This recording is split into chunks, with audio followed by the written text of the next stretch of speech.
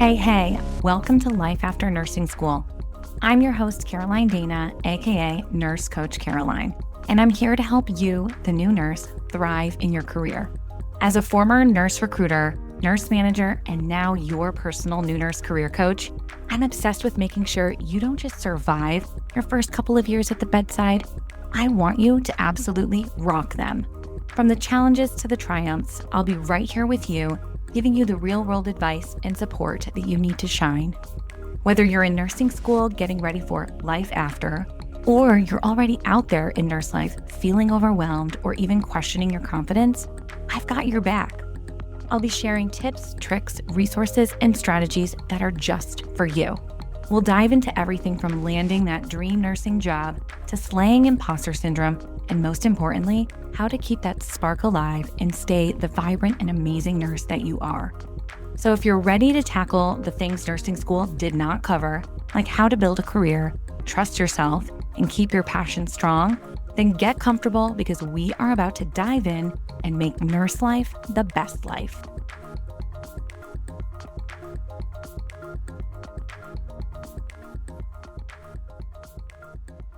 Hi, everyone, and welcome back to Life After Nursing School podcast. I'm so excited for today's episode because we're joined by none other than Nurse Meg RN. This is Meg Harrell, and she is a powerhouse in the nursing education space and someone who is truly making waves for new nurses everywhere. If you've ever scrolled through nursing content on social media, chances are you've seen her. With over 1 million followers combined on TikTok and Instagram and thousands of subscribers on YouTube, Nurse Meg is using her platform to fill a massive and much needed gap between nursing school and real life practice. From breaking down tough concepts to sharing practical bedside tips, she's become a go-to resource for nursing students and new grads alike. Today, we're diving into Nurse Meg's personal journey, where her nursing career started, and how she's transitioned into becoming a leading voice in nursing education. We'll also be talking about what inspired her to create her signature course called the Best NCLEX Study Course, which boasts an impressive 99.9% pass rate, and how she's helping students tackle the NCLEX with more confidence and less stress. If you're a nursing student, a new grad, or even a nurse educator looking for insight on how to better support the next generation, this conversation is for you. Let's get into it. Hi, everyone. I am so thrilled to be sitting here today with Nurse Meg. Nurse Meg, welcome to our corner of the internet where we chat all things post-nursing school. Yeah, thank you so much. I'm so excited to be here. Okay, to just kick off the episode, can you give us maybe a quick, sort of quick Cliff Note version of your nursing career this far? I would really love to know where your nursing journey started and how you pivoted your nursing career to where you are today. Yeah, so I'll try to put it all in a nutshell because it's been 16 years. I've been a nurse for 16 years. I'm so Wow. old. I became a nurse because my dad was a nurse, and I was introduced just to that world, to that field, to the terminology really early on. So I knew that's what I want to do when I get to college. So at first, I did LPN school because I could not get into the RN school, and I didn't want to go to one of the bigger colleges and take a bunch of loans out. I was like, I want to go to community college because I had to pay for school by myself. So I did LPN school first, worked for a little bit, did the bridge program, got my RN, worked for a little bit, got married, had some babies, and then got my BSN, and then worked and worked. And then 2020 came along, and everybody remembers what happened in 2020. It was a very scary time to be a nurse, very scary time to be in nursing school, to be graduating. A lot of people were having to teach themselves. There were no clinicals. And then at least at my hospital, nurses were getting like 2, 3 weeks of training right out of school, and they had to take patients. We were so desperate. And then a couple months later, they had to train other new nurses. It was a very scary time. So during 2020, right around that springtime is when I started my TikTok. I started my blog, nursemegrn.com, to just share free resources. At first, it started with free report sheets because that's where I felt like a lot of disconnect was happening on the floor. Report sheets for every department. It was flow sheets to help you to stay on task. And then I started tutoring for the NCLEX And it kind of just grew from there. TikTok's algorithm was so generous, and I just had this audience all of a sudden. So I started to create more refined courses, more specific resources like free test banks and things like that. It just grew. Now we have 4 full-time employees and 6 contractors. And we've helped over 500,000 nurses who have downloaded that free report sheet. And we've helped over 3,500 nurses pass the NCLEX. Oh my gosh. Can we just take a moment? The fact that you started, like you said, as an LPN, you went to community college. I teach nursing students at a community college, and sometimes I think they feel like they're at a disadvantage or they're like, oh, this is where I'm at.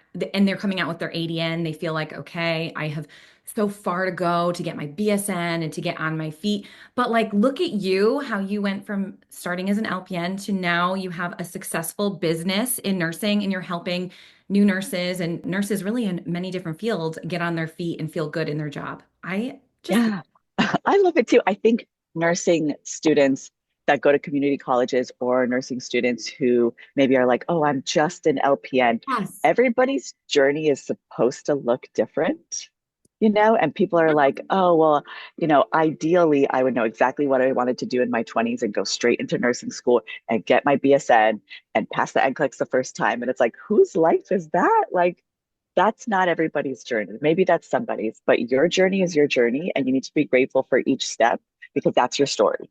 Oh my gosh, I love that so much. And I feel like I've had friends that have gone through with their BSN initially, then went straight into NP school. Now they're a nurse practitioner, and honestly, they're miserable. So it's interesting how you might think, oh, I wish I did that track, but you don't know where it's going to lead you. And like you said, we all have our own journey.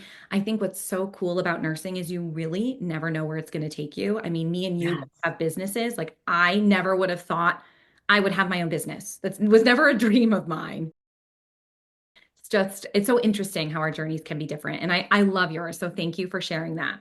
Of course, I've got a list of questions for you. Okay. Okay. I was perusing your website and I came across a little bio about you, and it stated that you strongly believe there's a knowledge gap between nursing school and real life nursing. And I couldn't agree more with that. And many of my listeners know that I feel this way so much to my core, which is really why I started this podcast. But I want to know, in your experience, what are the biggest struggles for new nurses as they transition from school to the actual job? Yeah, I remember graduating nursing school and starting and thinking like, oh, I did pretty good in nursing school. I loved clinicals. Starting my first day, realizing it's very different.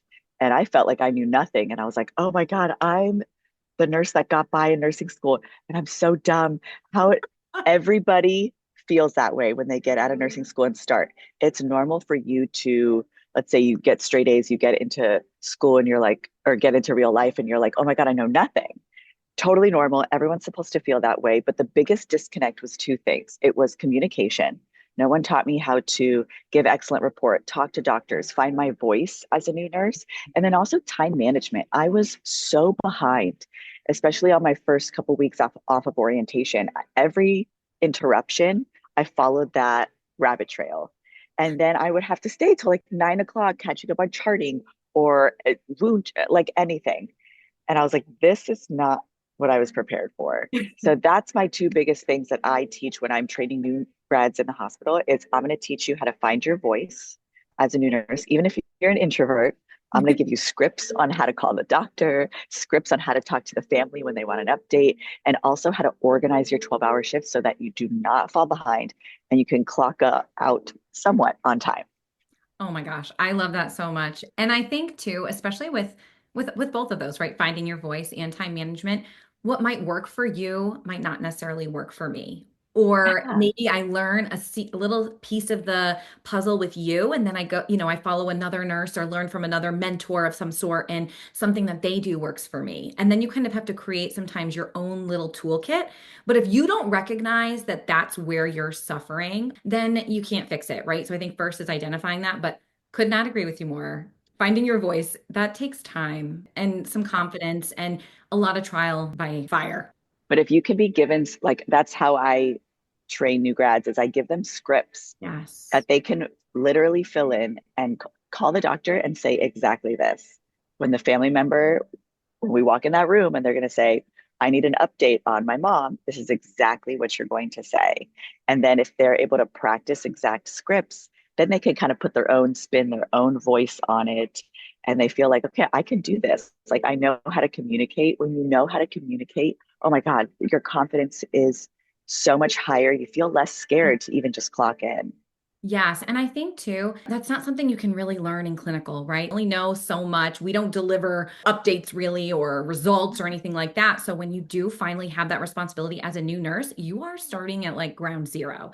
And I always try to tell people too that it's okay to not know. If they ask you, well, why are my results like this? It's okay to say, I'm not 100% certain. Let me see if I can connect with the doctor and get some more insight. Like it's okay to not know right off the bat. And I think that was big. That's big for new nurses. I think they're scared that they're going to go into their patient's room and not know the answer and then have the patient be like, well, who is taking care of me? Right. But I think it's Yeah. that follow through too, just being able to circle back, get them the information they need, or give them some sort of an update. Like the doctor will be on the floor for rounds at this time. I will see if I can connect and get that information. Admitting that you have a knowledge gap is fine as long as you say, I'm going to confirm that with the doctor. I'm going to confirm that with my charge nurse when they're like, can I do this? Is this possible? You don't have to stop at I don't know. You could Right. say, I don't have the answer to that. This is how I'm going to find the answer. And then you still look competent, but you Yeah. told the truth. Yes, yes. And I think some of that does buy into the trust of your patient because it's like, okay, they're not just feeding me a line, especially when you come back with some type of an update or information. It's like, wow, okay, Caroline didn't know Yes. the answer, but she was able to get that information and bring it back to me in somewhat of a timely turnaround. Like, I appreciate that. I will never forget the first time I had to call a doctor, and it was a surgeon, of course, and it was the meanest surgeon in all the land, but she's It's always the phenomenal. surgeons. Always. And she is phenomenal. Like I would have her do every surgery on me, even if it was out of her wheelhouse, because she's just so brilliant. But it was, 2 in the morning. I had to call her. And I remember all of my peers being like, no, you have to call her. Good luck. And I'm In the like, middle of the night. middle of the night. It was horrible. I remember she was not happy with me on the phone, and I remember just rambling. And that's what I do best, right? Okay, I just ramble and talk in circles. And what I realized is she really just wanted the facts, keep it short and sweet, have all the information ready, not have to have her get out of bed if possible, Yes. log in, right? And I've screwed myself before calling, and then they're like, ask a follow-up question that I'm like, huh, I should have Yeah. thought. What was that potassium? Just like Yeah. have everything open so you could be like, click, click, click. Here it is. Yes. Oh my gosh, I would have loved some of those scripts just to like keep in my pocket and then take a minute to gather all that information before making that 2 in the morning phone call. Yeah, and the more that you impress your coworkers or the providers or everybody around you, you feel good. You feel like, oh, I could do this. And you Yes. don't quit in the first couple of years. Yes, it's so true. Every time you do, you exercise that uncomfortable skill, you become less uncomfortable with it and you do Yeah. become a little bit more confident. So, yeah, man, I could have used those scripts for sure. Okay, so pivoting a little bit, after I stalked you on social media, look, I'm not too proud to say it, okay? I can confidently say that you've taken it upon yourself to create a lot of like educational videos and resources for new nurses. Some seem to be geared towards didactic material, and other resources that you've created are more study related and other topics for nursing skills, like we just talked about, giving rapport and communication. Now, I absolutely love that again, because I just feel like there is such a gap between what we learn in nursing school and real life. But what I found on your website was that you offer the best NCLEX study course. That is the name of your NCLEX study course. And I definitely want to jump into that. But before we do, from what I've seen, it looks like you really are an NCLEX guru and expert. So, would you mind, first of all, catching me up to speed and maybe sharing with the listeners what the NCLEX structure looks like now? Because I know it's changed since Yes. I took it 13 years ago. Yes, it's totally different. So it actually completely flipped over in 2023. They announced in 2018 that they were going to be introducing a next generation NCLEX. So they were going to throw out the entire old test bank, create a new one. It was going to have a different structure and a different algorithm to score your questions. So, for example, a select all that apply, it's not going, if you get one wrong, the entire question isn't wrong. Each option is going to count towards your final algorithm as correct or incorrect. There's also going to be case studies. So it's going to be like navigating an actual EMR. So you're going to have nurses' notes, radiology reports, lab reports. You're going to have an entire patient picture. Based on that entire patient picture, there's going to be 5 or 6 questions of what would you do? How would you diagnose this patient? What would the care plan be? What would it look like if the care plan assessment intervention worked? So way more real life. I still personally think having a standardized test for one of the most hands-on jobs is ridiculous, but that's what we're working with. The next generation is a little bit better. Also, the maximum amount of questions is 150, which is very Oh. different. And the Mm-hmm. minimum is 85 questions. It'll cut off at 85 if you get the majority correct. They also added 7 categories that are Oh. related to critical thinking and clinical judgment and clinical reaction. And then you're going to get a minimum of 15 to 20 unscored questions. So those are questions that you're just You're kind of like, testing out. okay, interesting. So if your test shuts off at 85, you either bombed it or you passed it. I mean, I hate to say bombed because now each category counts for a different percentage.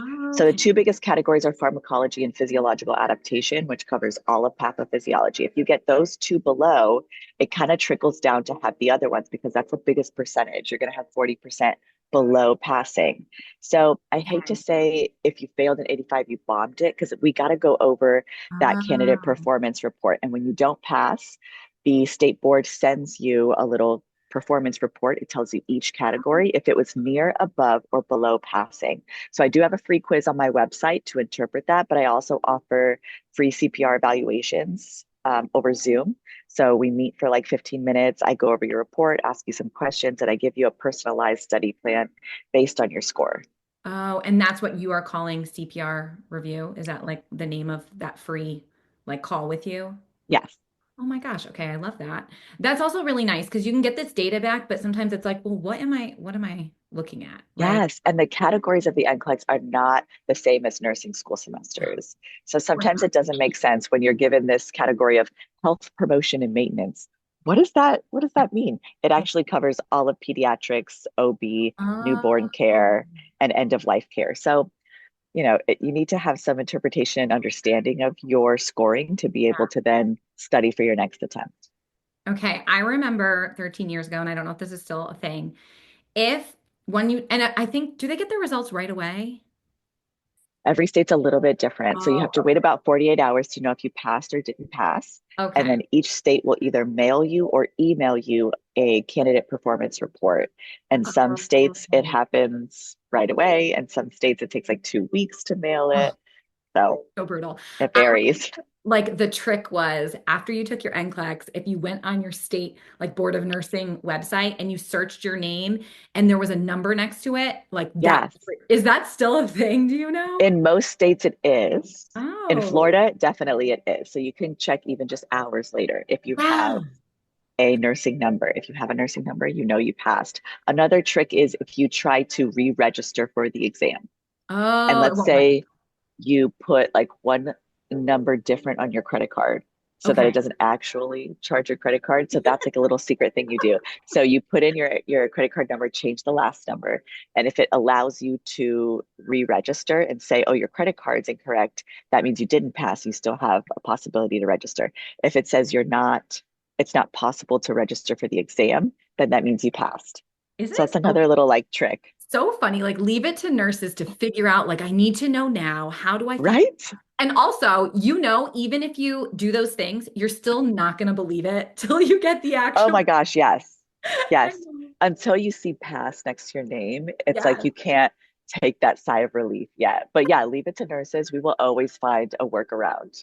That's who Seriously. we are. We're problem solvers. I actually just spoke at a big nursing conference a couple of weeks ago, and I taught 4 classes, but one of my biggest classes was in this auditorium, and I had everybody, please raise your hand if you are a firstborn, if you're a female, This is me so far. if you, right? Oh my gosh, We're all overachievers. it was so many firstborn female nurses. And I was like, Wow. there's something here. And I think there's something about like, we're such problem solvers and Oh, goodness. caretakers that Yeah. we get into this type of role of nursing and we thrive in it because we could be thinking in a million different things. Oh, another little key component was the majority of people had been diagnosed with ADHD or had ADHD symptoms. I was like, we're all firstborn ADHD females. Oh, This is amazing. I feel like I found my people. Yes, this is us, and we can literally solve anything. Oh my gosh. Okay, I love that so much. I love that you incorporated that in your talk too. Yeah, there's something to that. I always feel like even with my patients at the bedside, it's usually the oldest child that is the point person, and usually that's a daughter. So it's like, do you have an oldest daughter or anyone else you'd want me to call? And it's usually, yeah, my oldest daughter. Yeah, we run the world. We do. Although we do love our nurses, we want more men in this profession, but Yeah, I there is mean, my something dad was about a it. nurse. Yeah, that's amazing. I Yeah. love that. And I think we've had more nurses since when he was starting out as a nurse, like more male nurses, Oh, I should. yes. Oh, yes. Yeah, it has definitely changed over, which is a really good thing. We need all Totally. types of representation. Oh, definitely. We really, really do. Okay, so back to the NCLEX. What would you say are common mistakes that you find new grads or nursing students are making when they're trying to prepare for the NCLEX? Like, are they like Oh, forgetting something? Are they not doing something? Or are they focusing too much on something else?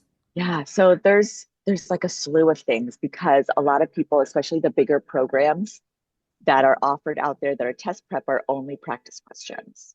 Mm. And they're not practice questions written by nurses. Oh. So some of the bigger test prep factories do test prep for every standardized test out there, the SATs, the LSAT, it's the same researchers writing those practice questions. The NCLEX is a very different standardized test.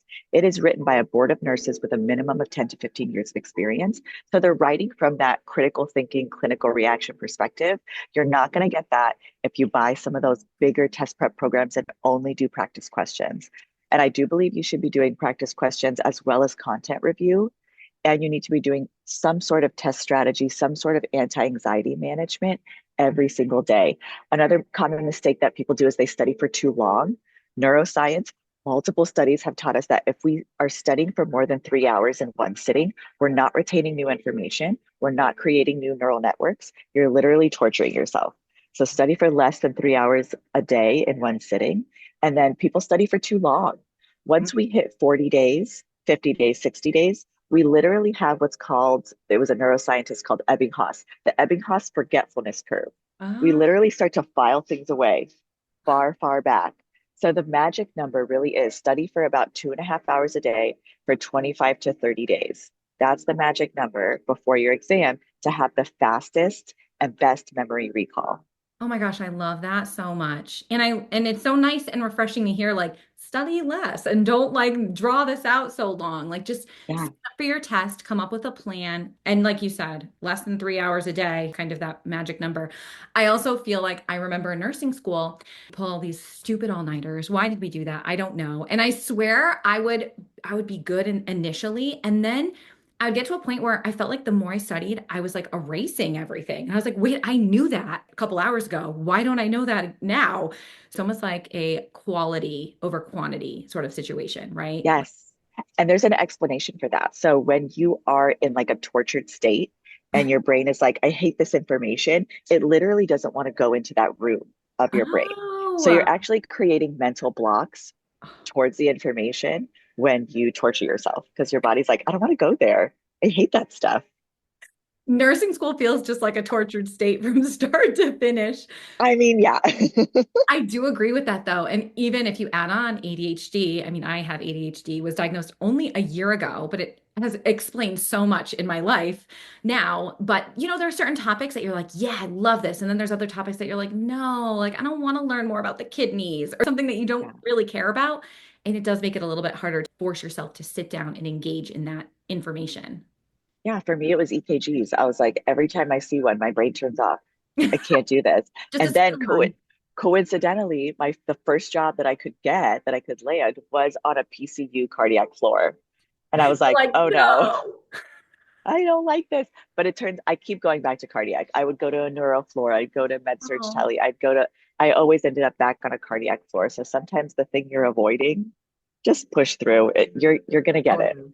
I do agree with that.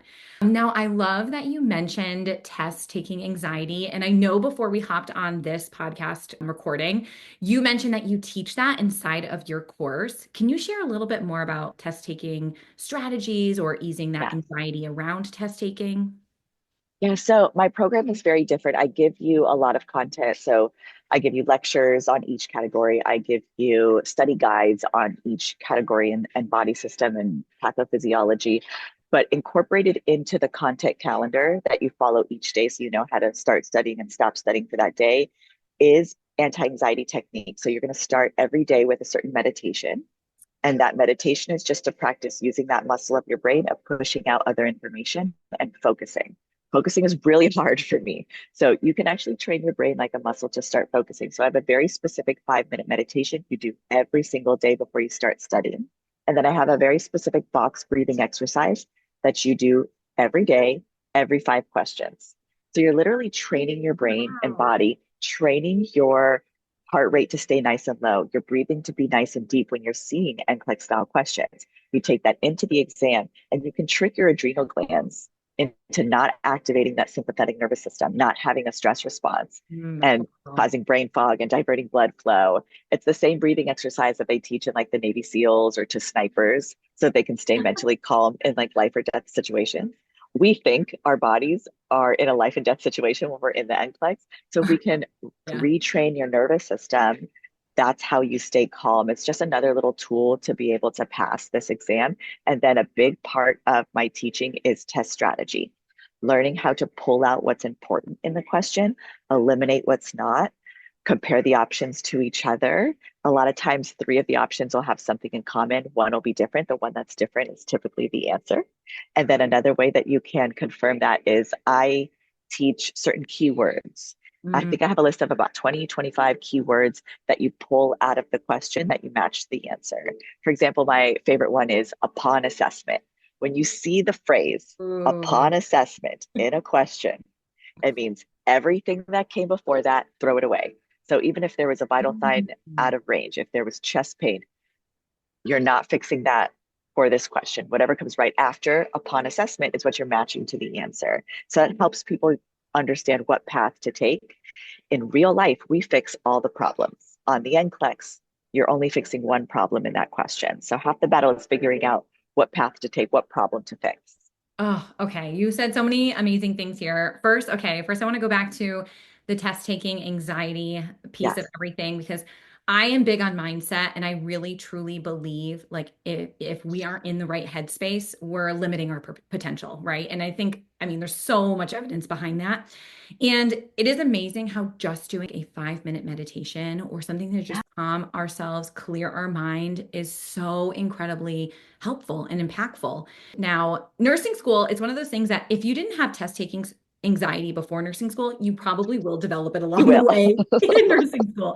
So you are left when you graduate with that beautiful present of being so scared for any test that you'll ever take again in your future.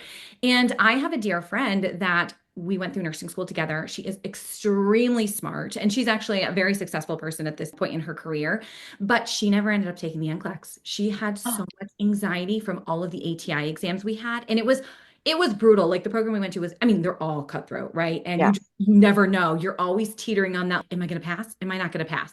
I think it was like traumatic for her, very traumatic. And she never got the courage or like mental strength to sit for the NCLEX. And again, she's still Oh, I know, doesn't that kill you? that makes me, yes, it does, because the hardest part is nursing school. And if you Yes. pass nursing school, you can absolutely pass this exam. Yes, that's how I feel too. And she's using a lot of her, like the knowledge she learned in nursing school, and she does more research stuff. But just kills me that I really feel like the test taking anxiety and trauma from nursing school is sort of what prevented her from taking the NCLEX.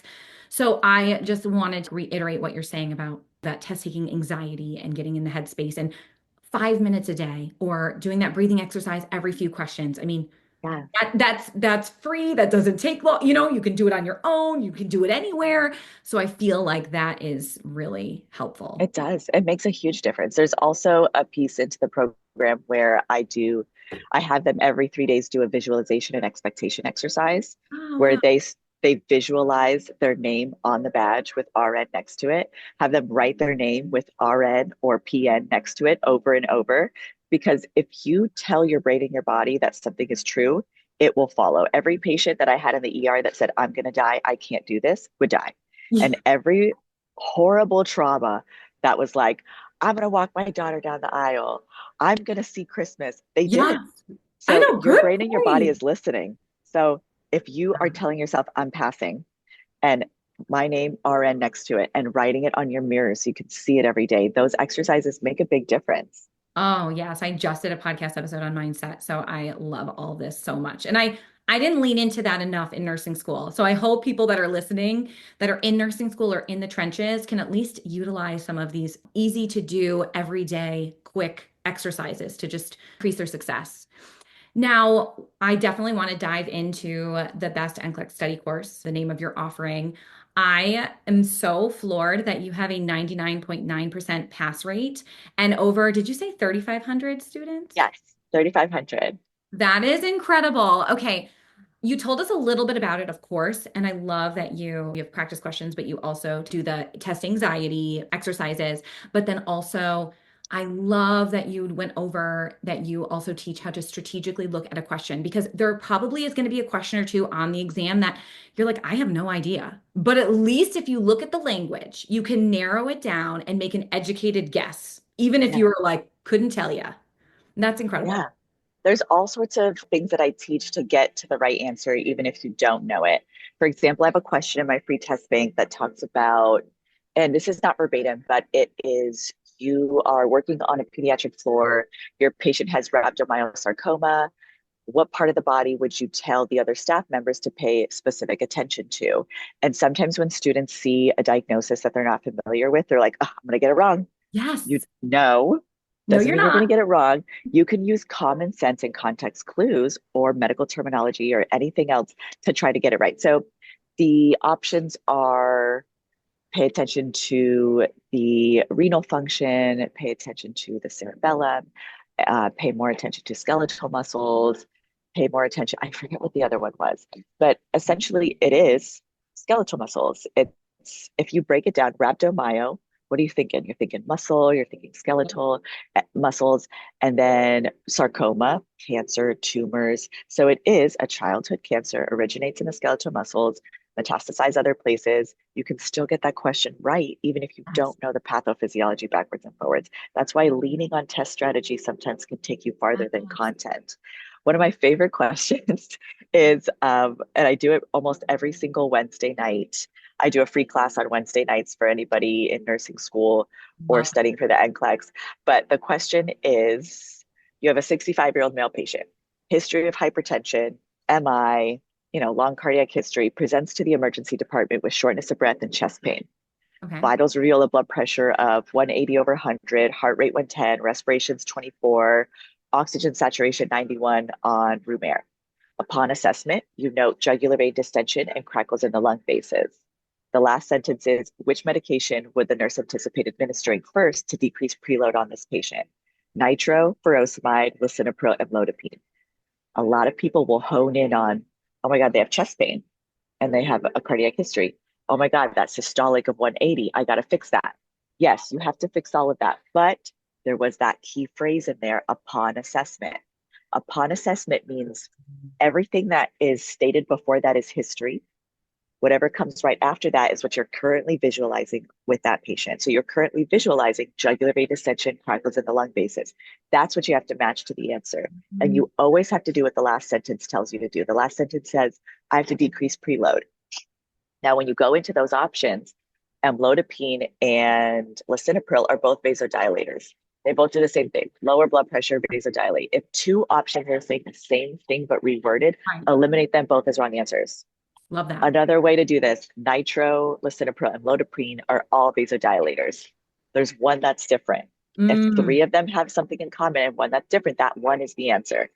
Will furosemide fix what came after my key term of fluid overload, jugular vein distension, crackles in the lung bases? Yes. So mhm. that's how you flow through the question, eliminate useless, focus on what's important, Yes. eliminate wrong answers, confirm your right answer in two different ways, and you're good. If you can get that flow, which is what I teach in my program, what I teach in my calendar, you're set. The chances of you passing are so much higher. I love that so much because I do think we see one thing, we get overwhelmed and we're like, we don't know. And then we just like Yes. all of our judgment when it's like, wait a minute, I can still make an educated decision with Yeah. other skills that I've learned, especially through your program. And I do think there's a way to at least strategically pick an answer that you're like, this could be it. Another Which, thing that people feel like you don't have to get a perfect score on the NCLEX. You just have to get above passing, which is somewhere between 72 and 75% or more correct okay. in that category. So relax, you don't have to get a perfect score. You just have to score above 72 to Yes. 75% in each of those categories. What That's above passing. I remember when I was taking my NCLEX to like keep myself calm when I got to a question that I had no idea. I was like, oh, this is one of their just like added in questions that doesn't count. Like that's what I would tell Yeah, myself to it's just probably unscored. yeah, this is just like their practice one, you know? And at least it kept me from freaking out or getting that tunnel vision, like I'm gonna fail and like switching that negative mindset. But I do think that is incredible. Now, with your offering, is it like a self-paced? Like if someone's like, okay, I want to take Nurse Meg's Best NCLEX study course, they go on your website, they sign up. What is that like? Is it like a self-paced thing where they know what they're doing every day, or, does it work differently? Yeah, as soon as you purchase and you become a student, you sign in and you'll see all of the information there. That first little video is going to be like a welcome video, and it's also going to have a welcome packet, which includes all of the printouts that you're going to need to start the program and the content calendar. So the study schedule content calendar is literally step by step. Every day you do these 5 steps. Each day, it tells you what lecture to watch, what study guide to read, what expectation or visualization or anti anxiety exercise to do.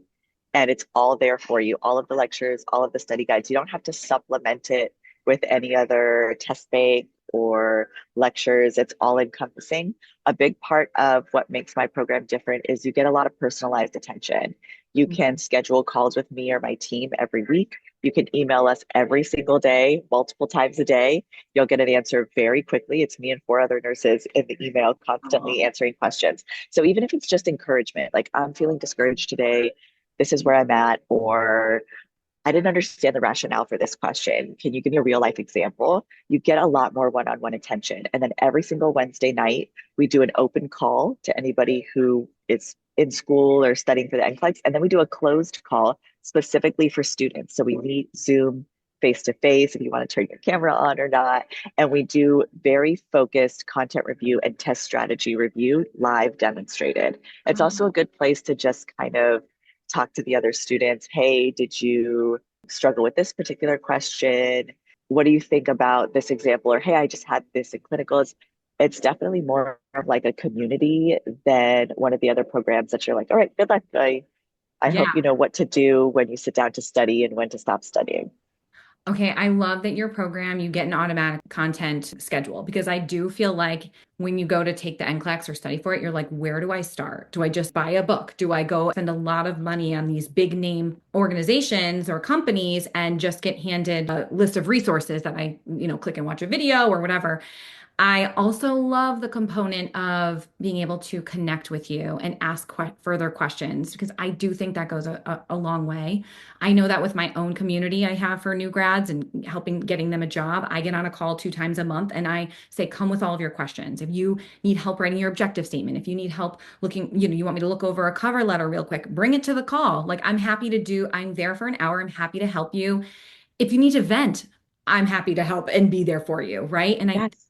sometimes that's what we need to just at least keep the momentum going, feeling supported and able to just stay the course, right?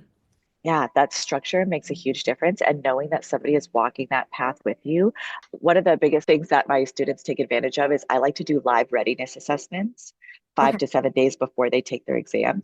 So I have questions prepared and we do them together live over Zoom to see if they're really ready. Because I don't believe in those CAT exams. I need to know why you got the question right or wrong. Like I want to peek into your brain before I tell you that you are ready. And then another thing that a lot of my students do is they trauma dump as soon as they're done with their exam. When they're walking out of the NCLEX, they can send me a voice note or a Oh, video or a long email of like, this is how I feel. This is the type of questions I got. This is what I feel. And just to have somebody to Yeah. dump on to just like, hey, I'm on this journey with you and I actually care. Like, I care if you pass or not. Yes. Another big part is that we don't do a subscription model. Okay. So let's say you purchase the program and you're doing that calendar and life happens and you Yes. have to restart that calendar. You don't have to pay for access every 30 days or every 60 days. It's a one-time fee and you have access until you pass. Oh, I love that. And that's similar to a model that I've done with my own community. It is a subscription, but it's yearly because usually you don't get a job overnight. It takes sometimes months, and I don't want people to feel like they only have access for 30 days and like you said life happens or they miss an opportunity. And it's nice I think for them a little peace of mind of I'm with you for a year. And if you want to re-up at that point in time, absolutely, I'll still be here. And I think that is nice. There's no pressure to get it all done. If life happens, oh man, I just wasted money. No, you have that connection. Exactly. And I love the trauma dumping because I have this same thing with my clients. They will literally right after an interview be like, "Oh my gosh, that was crazy. Oh, I felt so good," or "I'm excited," or "They said this and that to me. Do you think that's a good sign?" And then I check in with them. Have you heard anything? Have you heard anything? Because I swear, probably like you, I might be more excited when they get an offer than when Right? I get an offer. Yeah. Yes, I want to celebrate with them. It's Yes. like I actually do care. I'm on this journey with you. I remember so clearly what it was like to try to take that exam and attempt and that scariness of that in between school to real lifetime. I remember it so vividly, and I didn't have as much support. So I just want to give back what I never got. Like Yeah. they're my children. Well, and they say that that's what entrepreneurs end up doing, right? They end up trying to help the person that they once were or the struggle they once encountered. And I feel that way. I felt like I had to navigate finding a job on my own and I didn't feel supported through that transition. So I just love that we're similar thought process here of we need to help this in between, right? Help them get from A to B successfully, nursing school to actual working and passing the NCLEX. So I love that. Now, before we wrap up, if you could go back in time to when you were new grad nurse Meg, okay, what's one thing you wish you could have like tapped yourself on the shoulder or told yourself to better prepare you for life after nursing school? I think a lot of nurses come out feeling like I know nothing. I'm the one that got by and somehow passed. I'm so dumb for not knowing more. Look at all those people with more experience than me who have been CNAs for 30 years. Look at all those people who know more than me. Everybody feels that way. They may be hiding it better than you. Everybody is feeling that way, like they know nothing and that they're not cut out for this. This isn't for me. Everybody goes through those thoughts. So push through them to the more successful, confident version of you that does exist. There is a scary statistic of a lot of new grads quitting in their first 5 years, and it's about 35 to 40% will quit bedside in the first 5 years. And that's pre-COVID. So I don't know what the statistics are now, but I know it's because they don't feel confident and supported and like Mhm. they have that foundation. So push through to that more confident version of yourself. Yeah. Those thoughts are totally normal and literally everyone thinks the same thing. No, it's so true. There's a statistic that new grads, when they start, they have this increase in stress and anxiety around month 4 of working, which makes sense because it's probably when they're off orientation. And it peaks between month 4 and 8, and then it really doesn't start to decline until after 1 year. So if you are in that phase and you're having those uncertain thoughts, like, is this for me? What am I doing here? And that's really imposter syndrome, which really is normal. It's signs that you're growing. And that is what the norm, like what is happening for most new grads. They are all experiencing this. I know I experienced it. And I think it's helpful to know you're not alone and that there is an end in sight. You will gain that confidence. It does just take time. It Yes. And really remember, if you did, your patients are alive at the end of your shift. You gave all the correct medications at the does. end of your shift. You did not have a mental breakdown, or maybe you had a little one in the break room or in the supply room, and then you got back out there. That's a successful shift. Like you Absolutely. did it. Pat yourself on the back. You know, nursing's hard. We don't need to set the bar super high. We just need to provide good care, give ourselves a little grace, and do the best that we can. Exactly. Some days might look better than others, right? Absolutely. That's a perfect line. We'll end there. No. But share with us, where can all my listeners find you for additional new nurse support, tips, resources, etc.? Yeah, so my website is nursemegrn.com. It has all of my courses, all of my free resources.